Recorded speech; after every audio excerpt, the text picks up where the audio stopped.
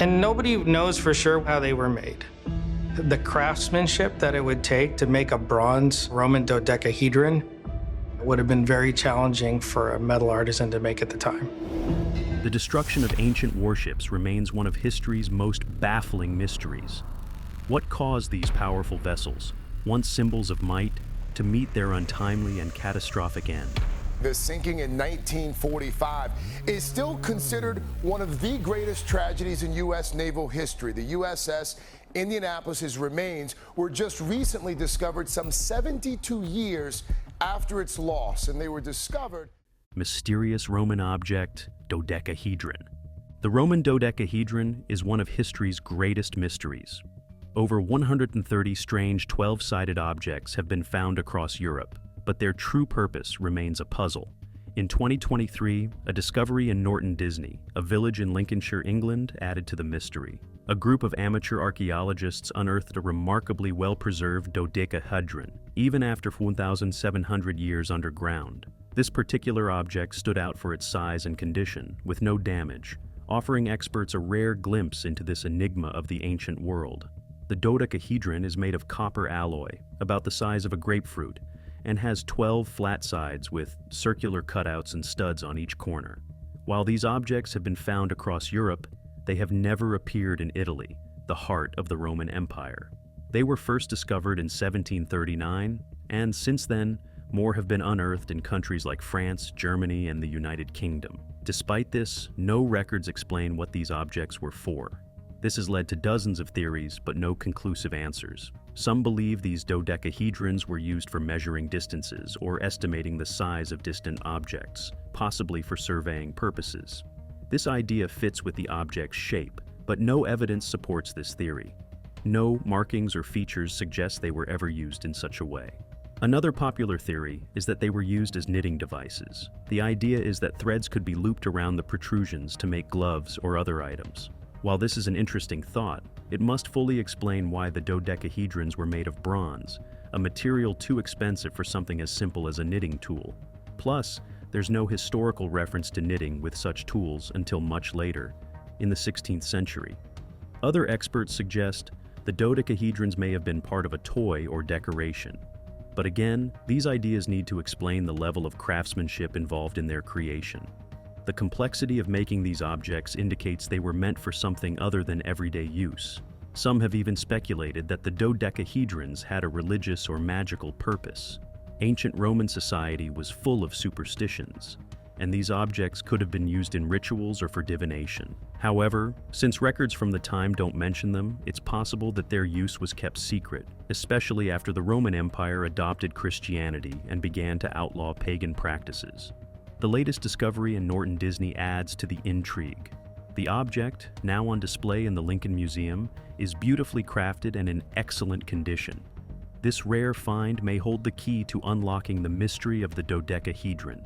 Some researchers believe it was used in magical rituals, and the absence of written records might suggest that it was part of practices that were kept hidden from the authorities. Others propose it was a status symbol, an example of an artisan's skill. Whatever its true purpose, the Roman dodecahedron remains one of the most captivating and unexplained artifacts from the ancient world.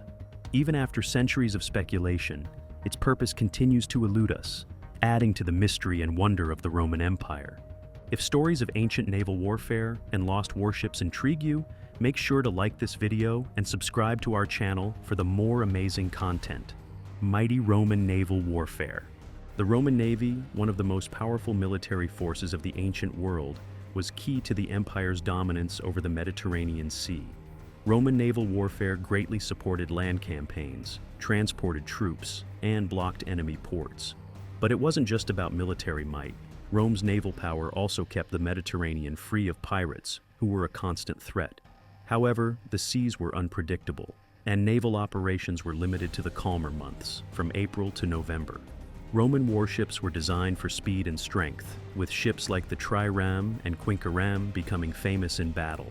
These vessels were long, narrow, and powered by both sails and rows of oars. A trireme had 3 banks of oars, each rower pulling their oar, while the quinquereme had 5 men per oar, giving it a massive crew of 400. These ships could reach impressive speeds, making them deadly on the water. The Romans didn't just rely on the ship's strength. Innovation was key. They created the corvus, a boarding device with a sharp spike that allowed soldiers to board enemy ships, making hand-to-hand combat a crucial part of naval battles. The Romans faced their first major naval challenge in the 3rd century before Christ, when they battled the powerful Carthaginian navy. Despite their initial lack of experience, the Romans quickly adapted. By 260. Before Christ, they had built their first large fleet and learned the art of naval warfare, even capturing a Carthaginian ship and improving its design. At the Battle of Mylae in 260. Before Christ, the Romans used their new invention, the corvus, turning the tide in their favor and defeating the Carthaginians. Over time, the Roman navy grew stronger, becoming crucial during the Punic Wars. After defeating Carthage, Rome's control over the Mediterranean was unchallenged, but piracy became a problem again. And in 67, before Christ, Pompey the Great led a massive campaign to clear the seas of pirates, securing Rome's dominance once more. Roman fleets protected key regions like Egypt, Syria, and Britain as the empire expanded, ensuring Rome's naval supremacy. The Roman navy was reorganized during Augustus's rule, with fleets stationed at strategic locations such as Misenum and Ravenna. These fleets were essential in maintaining Rome's power and influence across the empire. By Emperor Constantine's time in the 4th century, the Roman navy had evolved into a well-organized force, but large-scale naval battles were slowly fading. Despite this, Rome's naval legacy endured, and its once formidable fleets became symbols of the empire's lasting strength on the seas. The mysteries of Roman naval warfare continue to capture our imagination, from the deadly corvus to the ships that ruled the Mediterranean for centuries. INS Vikrant, 1971. Damage of naval warfare. Recently, a new chapter will begin for the Indian Navy when it commissions its first indigenous aircraft carrier, a warship that will carry the proud legacy of the INS Vikrant, a name known to all Indians who remember the 1971 war. The Vikrant's story begins in 1943 as the HMS Hercules, a British aircraft carrier. But the war ended before she could be finished. She was abandoned, incomplete, for years in Scotland. After the war, India saw an opportunity and bought the ship in 1957. The Hercules was towed to Belfast, where it was completed and modified for the Indian Navy, including the addition of an angled deck and steam catapults. By 1961, the ship was rechristened as INS Vikrant, meaning brave or powerful in Sanskrit. The Vikrant was India's first aircraft carrier, symbolizing national pride. However, by the time of the India-Pakistan War in 1965, the ship was aging and unfit for battle, remaining docked in Mumbai. Yet, when tensions flared again in 1971 over Bangladesh's liberation, the Vikrant was called into action despite its dilapidated state. The ship was barely seaworthy, with cracks in its structure and boilers that needed repair.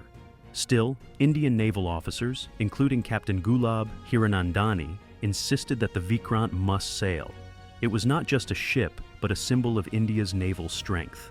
The crew trained intensely, transforming the ship into a fighting force. The Vikrant became the heart of India's Eastern Fleet. Meanwhile, a Pakistani submarine, the PNS Ghazi, was sent to sink the carrier. But on December 3, 1971, the Ghazi mysteriously sank off the coast of India, giving the Vikrant a narrow escape. On December 4th, the Vikrant struck Chittagong and Cox's Bazar harbors, sinking or damaging several ships. The attack was a success, but marked the Vikrant's final act of glory. Despite its damage, the ship had made its mark in history. After the war, the Vikrant continued to serve for a few more years, but her age caught up with her. Eventually, she was decommissioned, but the Vikrant will forever symbolize India's strength and resilience. RMS Lusitania, 1915. On May 7, 1915, the British cruise liner Lusitania was struck by a torpedo from the German U-boat U-20 while it was traveling from New York to Liverpool. The attack sank the ship quickly, killing 1,295 of the 1,959 people on board, including 123 Americans. The disaster shocked the world, but reactions to it were divided. Some people saw it as a horrific and unjust act of violence, while others believed Germany had warned the public that neutral ships in the Atlantic could be targeted. To Germany, the Lusitania was a British ship and, in their eyes, a legitimate military target. The sinking of the Lusitania didn't immediately push the United States into World War I, but it greatly influenced public opinion against Germany. At the time, President Woodrow Wilson was committed to keeping the U.S. neutral, and it would take 2 more years before America officially entered the war. However, many saw the attack as a turning point in the history of modern warfare, marking the end of more honorable rules of engagement and the rise of brutal, total warfare. The Lusitania disaster dominated the front pages of newspapers for a brief time. The New York Times, for instance, ran multiple spreads in the weeks following the sinking.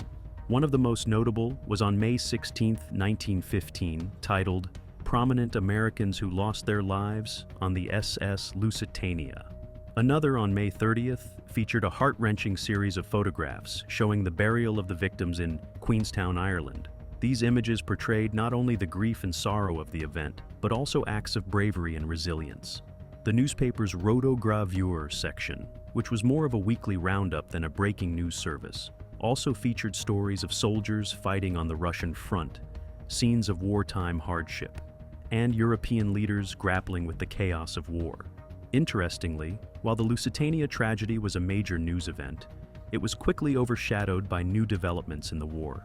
The disaster would remain in the public consciousness, but the relentless nature of global conflict soon moved attention elsewhere. HMS Audacious, 1914. In October 1914, the Germans decided to use the nights to mine British naval bases. A German mine layer, the SMS Berlin, was sent to lay mines near the British coast. The Berlin was a large, converted ship commanded by Captain Hans Pfundheller. Before setting out, 2 other German ships, Nautilus and Kolberg, tried to mine the Firth of Forth, but turned back after mistakenly thinking the British had spotted them. The Berlin, however, headed toward the Firth of Clyde with the mission to mine either the approaches to Glasgow or, if that wasn't possible, the entrance to the Firth of Clyde. But things didn't go according to plan. The British Navy had set up a blockade around the islands, and Pfundheller expected that the Berlin would be intercepted. But a gap in the blockade allowed the ship to slip through unnoticed. The Berlin sailed into the Irish Sea, where it picked up signals from British ships nearby. Despite being advised that the area was lightly patrolled, Pfundheller soon realized that Berlin couldn't enter the Firth of Clyde as planned. Instead, he decided to lay his mines north of Tory Island, completing the task in the late hours of October 22nd. However, Berlin's success could have been more lived. On October 26th, one of the mines it had laid sank the British merchant ship Manchester Commerce. The crew of 44 survived, but the news took a long time to reach the Admiralty due to delays in communication. Meanwhile, the British Grand Fleet was out on practice exercises when one of their battleships, HMS Audacious, struck one of the mines. At first, the British thought it was a U-boat attack, but it turned out that Berlin's mines were responsible. The damage was severe, flooding Audacious's engine room and leaving her helpless in rough seas. A dramatic rescue effort ensued, with several ships attempting to tow Audacious, but by the evening it became clear that she couldn't be saved. The crew was mostly evacuated, and the ship capsized and exploded at 9 p.m. on October 27th. The British Admiralty decided to keep the sinking of Audacious a secret, fearing it would damage morale.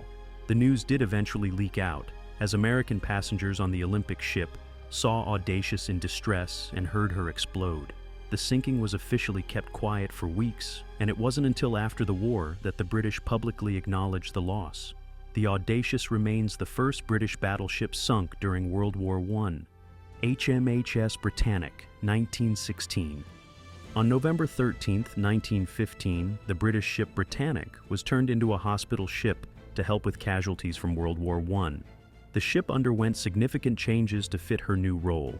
Extra lifeboats were added, and her hull was painted white with a green stripe and red crosses. The first-class dining rooms were converted into operating theaters, and B-deck became home to the medical staff. Captain Charles Bartlett, known to his crew as Iceberg Charlie, commanded Britannic as she began her maiden voyage on December 23, 1915, from Liverpool to Mudros, a port on the Greek island of Lemnos near the Gallipoli coast. She could carry over 3,300 patients on each trip. Although she wasn't needed for the Gallipoli evacuation, Britannic played a vital role in evacuating troops from the eastern Mediterranean, making several trips to bring back over 10,000 men. On her sixth voyage, Britannic left Southampton on November 12, 1916, heading for Mudros. After a delay in Naples due to a storm, she set off again on November 19, 1916, and by the morning of November 21, Britannic was sailing near the Greek island of Kea when disaster struck. At 8 a.m., a loud explosion was on the starboard side, near the bow. The blast damaged a bulkhead, flooding the first 5 compartments. Because watertight doors had been left open during crew changes, water rushed in faster than expected. Captain Bartlett immediately sent distress signals and ordered the watertight doors to be closed, hoping the ship could be saved. Unfortunately, the doors between 2 boiler rooms failed to close, causing 6 compartments to flood. Within 15 minutes, water began reaching the lower deck's portholes. Realizing they were too close to shore to make it safely to Kea, Bartlett steered the ship in that direction, hoping to beach her. Crew members prepared to abandon the ship, but they didn't realize the ship's propellers were still turning when they lowered lifeboats. 2 lifeboats drifted into the propellers and were destroyed. Bartlett quickly ordered the engines to stop, allowing the remaining boats to escape safely. By 8:35 ante-meridiem, just 23 minutes after the explosion, the order to abandon ship was given. The crew and medical staff scrambled into lifeboats or swam for their lives as Britannic sank. USS Arizona, 1941. The USS Arizona was a powerful battleship built for the U.S. Navy in the mid-1910s. Named after the 48th state, Arizona was part of the Pennsylvania class and her sister ship, Pennsylvania. After being commissioned in 1916, Arizona spent World War I mostly on the U.S. East Coast, escorting President Woodrow Wilson to the Paris Peace Conference in 1918. In 1919, she was sent abroad for the Greco-Turkish War before being assigned to the Pacific Fleet, where she would serve for the rest of her career. Throughout the 1920s and 1930s, Arizona participated in regular training exercises. She underwent a major overhaul between 1929 and 1931, receiving upgraded armor and improved engines. Arizona supported relief efforts after the 1933 earthquake near Long Beach, California. In 1940, as tensions rose with Japan, the United States Navy moved the Pacific Fleet to Pearl Harbor, Hawaii. On December 7, 1941, Arizona was at Pearl Harbor when Japan launched a surprise attack. At around 8:10 ante-meridiem, a bomb struck Arizona, causing a massive explosion that ignited her munitions and fuel. The blast lifted the battleship out of the water before it sank. Some sources suggest torpedoes may have also hit the ship, but no evidence confirmed this. In total, 1,177 crew members died, making it one of the deadliest losses of the attack. The ship sank in just 40 feet of water and continued burning for days. Rescue teams worked to retrieve bodies, but more than 900 crew members remained trapped inside the wreck. Arizona was declared a total loss in 1942 and wasn't raised like other sunken ships. Parts of her were salvaged and reused, but the wreckage remained. The ship was symbolically recommissioned in 1950, and a memorial was built over her remains to honor those who died on board. Today, the USS Arizona sits beneath the waters of Pearl Harbor, with the USS Arizona Memorial marking the spot where it sank. The ship is a lasting symbol of the attack, and a reminder of the lives lost that day, marking the U.S. entry into World War II. USS Indianapolis, 1945. The USS Indianapolis was a United States Navy heavy cruiser that met a tragic fate in 1945. Built in Camden, New Jersey, and launched in 1931, the ship was 610 feet long and could reach 32 knots. She was armed with powerful guns and served in the Atlantic and Pacific Oceans. The ship was part of important missions, even carrying President Franklin D. Roosevelt on a cruise in 1936. During World War II, the Indianapolis became the flagship of the U.S. Fifth Fleet and participated in major battles like the bombardment of Iwo Jima. In July 1945, the USS Indianapolis was given a secret mission to deliver parts for the atomic bombs that would later be dropped on Hiroshima and Nagasaki. The ship journeyed from San Francisco to Tinian in just 10 days. After delivering the cargo on July 26th, it headed to Guam and then to Leyte Gulf in the Philippines. But on July 30th, while sailing through the Philippine Sea, the ship was struck by 2 torpedoes from a Japanese submarine, I-58. The Indianapolis sank in just 12 minutes, taking nearly 1,200 men down. Of the 900 men who survived the sinking, most were stranded in the open ocean. They had no food or fresh water and had to face dehydration, salt poisoning, and even shark attacks. It wasn't until 4 days later, on August 2nd, that a passing U.S. aircraft spotted the survivors. By then, only 316 men were still alive. The United States Navy had failed to report the ship missing until after Japan surrendered on August 15, 1945.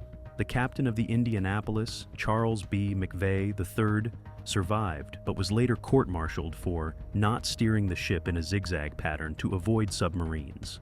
Many believed he was unfairly blamed, as poor visibility had made zigzagging difficult, and his request for a destroyer escort was denied. Years later, it was revealed that the United States Navy had known about Japanese submarines in the area, but had yet to warn McVay. In 2000, Congress passed a resolution clearing his name, and 2001, the Navy officially exonerated him. The USS Indianapolis remains a haunting symbol of tragedy and sacrifice, reminding us of the human cost of war. USS Scorpion, 1968. 10 days passed after the shocking news that the USS Scorpion, a nuclear-powered submarine, had gone missing. It was supposed to arrive at Norfolk, but has yet to arrive. The Navy had no answers, so Admiral Moore and Secretary Ignatius asked Dr. Robert Frosch for help. Frosch formed a team to answer 2 questions. Where was the Scorpion and what happened to it? Dr. John Craven, the chief scientist of the Deep Submergence System project, led the team. The search had a rocky start. The submarine's last known position was 400 miles south of the Azores on May 22nd, but no trace could be found. SOSUS, a surveillance system that tracks submarines, couldn't locate the Scorpion. Days passed, and experts began sifting through recordings for clues. One breakthrough came when Gordon Hamilton from Columbia University shared a recording that seemed to capture what might have been the Scorpion's final moments. A disturbing sound from the Canary Islands hydrophone station. Then, a mysterious visitor arrived, bringing new data.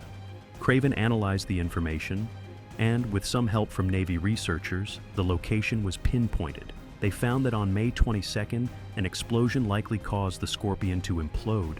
The ship had made 15 distinct distress signals minutes after the explosion. Craven uncovered something strange as the search continued. Just before the explosion, the Scorpion was heading in the wrong direction, away from Norfolk. After some thought, Craven suggested that a torpedo on board might have malfunctioned. If a torpedo's propulsion motor accidentally started, it could cause the submarine to change course to prevent a dangerous situation. This was a procedure that Craven had seen before during his time on the USS Ulysses S. Grant. The theory made sense, especially since a similar malfunction had occurred months earlier with another torpedo. In early June, the oceanographic research ship Mizar joined the search, using sonar and cameras to scan the ocean floor. By the summer, a court of inquiry found that the Scorpion likely sank due to an accidental torpedo activation. However, no one could say for sure. The mystery remained unsolved, but the highest probability pointed to a malfunctioning torpedo as the cause of the tragedy. Aara General Belgrano, 1982. On May 2, 1982, during the Falklands War, the British submarine HMS Conqueror sank the Argentine cruiser Aara General Belgrano, killing 323 people. The Belgrano had been part of a mission to monitor enemy forces near the Falkland Islands, but as it sailed outside a designated exclusion zone set by the British, it was tracked by the Conqueror. The submarine fired 3 torpedoes, 2 of which struck the cruiser, causing massive damage. General Belgrano had set sail from Argentina with a crew of 1,093 men on April 16, 1982, and its mission was to remain outside the conflict zone while observing British movements. On May 2nd, after being hit by the torpedoes, the ship began to sink, and at 4:24 post-meridiem, the commander ordered the crew to abandon the ship. The 2 destroyers accompanying the Belgrano continued, unaware of the attack. Rescue efforts saved over 700 survivors, but 323 men perished. The sinking of the General Belgrano sparked heated debates. The British government defended the action, saying the cruiser posed a threat to their forces, even though it was moving away from the conflict zone at the time of the attack. Critics, however, argued that the attack was unnecessary and excessive, with some calling it a war crime due to the loss of so many lives. Beneath the waves, they remain haunting reminders of humanity's relentless pursuit of dominance and the fragility of even the mightiest fleets. Each wrecked ship speaks of a time when the seas were battlegrounds, where victories and losses shaped the course of civilizations.